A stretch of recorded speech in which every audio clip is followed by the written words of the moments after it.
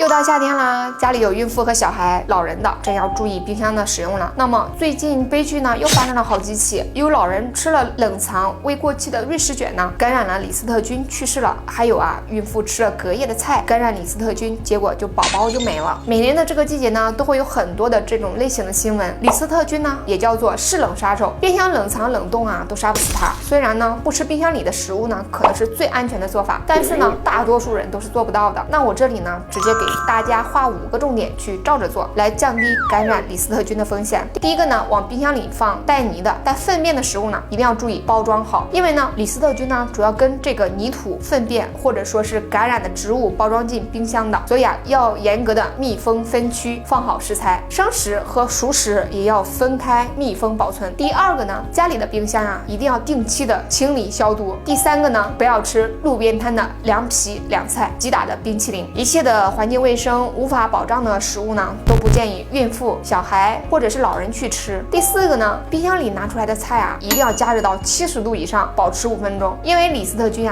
是冷但是不耐热。最后呢，就是水果放到第2天还能不能吃呢？新鲜完整没有破皮的水果是可以放1天左右的，洗干净去皮的就能吃。像草莓蓝莓这类的不去皮的，只要新鲜而且用封口袋、保鲜盒严密密封的也没什么问题。但是呢，考虑到绝大多数家庭的冰箱卫生可能就不达标，所以还是建议孕妇、幼儿、老人尽量去吃新鲜的水果。毕竟孕产妇对于李斯特菌的感染风险可能是正常人的8到10倍，而且这个感染的代价成本实在是太高了。最后呢，咱们也不需要太过焦虑，只需要做到我们刚刚说的这几点。那么也建议转发到家族群里面，一起去学习一下，防范到位，基本上都是可以预防李斯特菌的。希望大家能够吃好喝好，都能健健康康的。